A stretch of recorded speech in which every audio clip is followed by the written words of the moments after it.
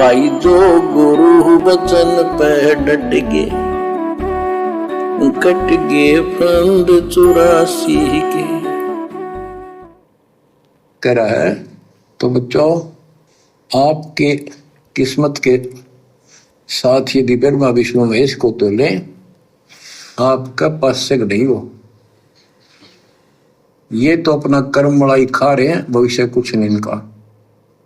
यह बात जिस दिन तुम्हारे समझ में आ जाएगी उस दिन तुम भगत बन गए पक्के। और क्या कह रहे हैं? जिस दिन तुम्हें यह बात समझ में आ जाएगी उस दिन तुम भगत बन गए पक्के। कि ये ब्रह्मा विष्णु महेश तो अपनी जो कर्म मलाई है वो खा रहे हैं पिछले जन्मों की, वर्तमान में कुछ नहीं है इनके पास। तो इन 2 कोटि के राजनेताओं के पास में क्या है फिर वर्तमान में? ये भी तो अपने पिछले जन्मों की मलाई खा रहे हैं। भाई गुरुजी ने हमें यह बात क्यों कही कि तुम ब्रह्मा विष्णु महेश के आगे बहुत बड़ी पावर हो, तुम्हारे पासिंग भी नहीं है ब्रह्मा विष्णु महेश। और ये ब्रह्मा विष्णु महेश तो अपने पिछले जन्मों की मलाई खा रहे हैं, वर्तमान में कुछ नहीं है इनके पास है।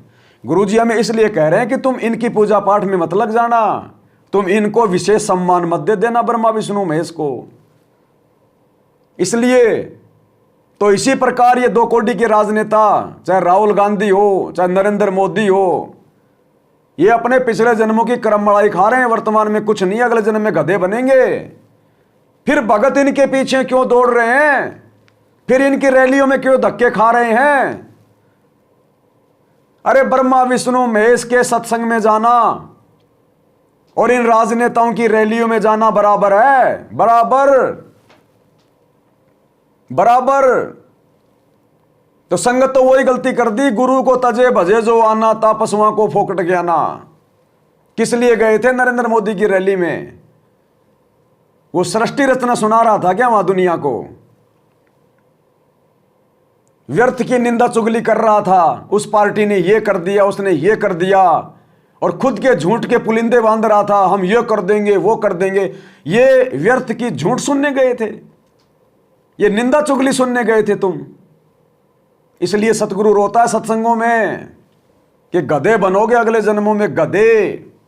इसको कहते हैं गुरु को तजे भजे जो आना, ता पशुओं को फोकट ज्ञाना। लेकिन कहां समझ में आनी ये बातें? कब पास्यक नहीं हो।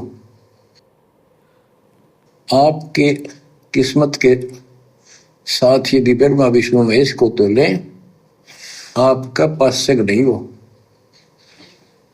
ये तो अपना कर्म मलाई खा रहे हैं, भविष्य कुछ नहीं इनका।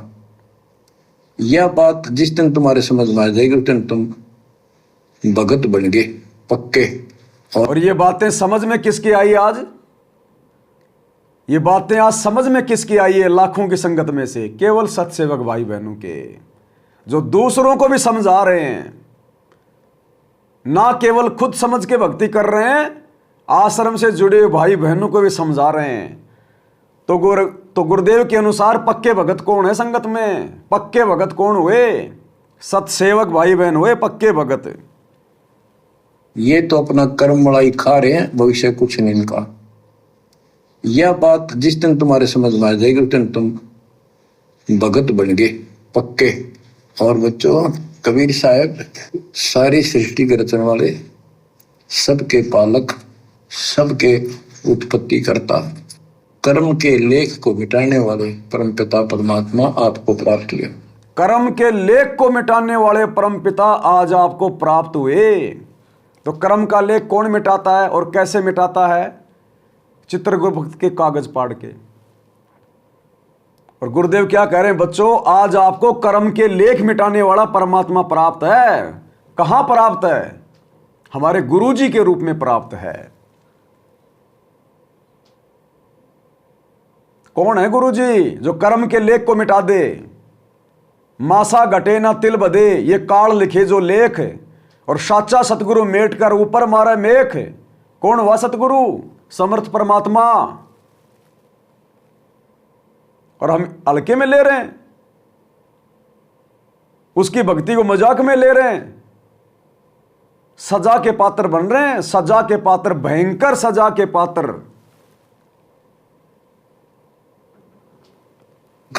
सबके उत्पत्ति करता, कर्म के लेख को मिटाने वाले परमपिता परमात्मा आपको प्राप्त किया।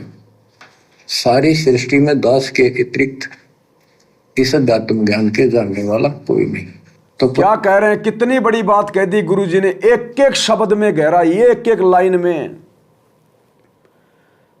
गुरुदेव कह रहे सारी सृष्टि में दास के अतिरिक्त इस अध्यात्म ज्ञान को जानने वाला और कोई नहीं है। सारी सृष्टि में तो 21 ब्रह्मांड आ गया, अक्षर पुरुष के सातसंग ब्रह्मांड आ गए, शतलोक आ गया, अलख लोक आ गया, अगम लोक आ गया, अनामी लोक आ गया। या इसके अलावा भी यदि कहीं कोई सृष्टि है तो गुरुजी के द्वारा यह कहना कि सारी सृष्टि में दास के अलावा और कोई इस अध्यात्म ज्ञान को जानने वाला नहीं है। अगर सतलोक में कोई कबीर परमात्मा और बैठा है तो क्या वो भी नहीं जानता?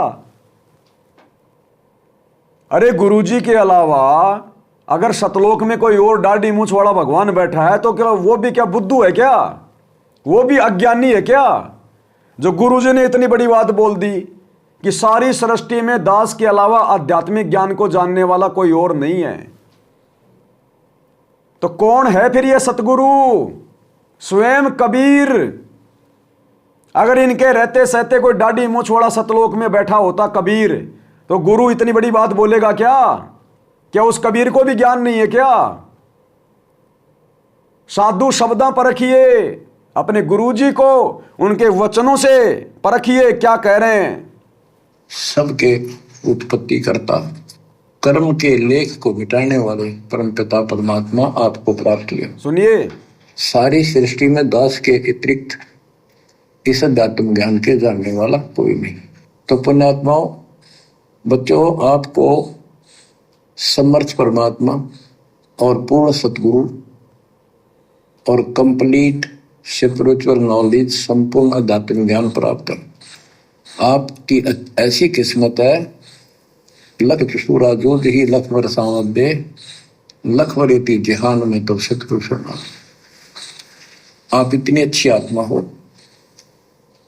आप इसको हल्के में ना लेना। परमात्मा की देखो कृपा कैसे हो रही है आपके ऊपर।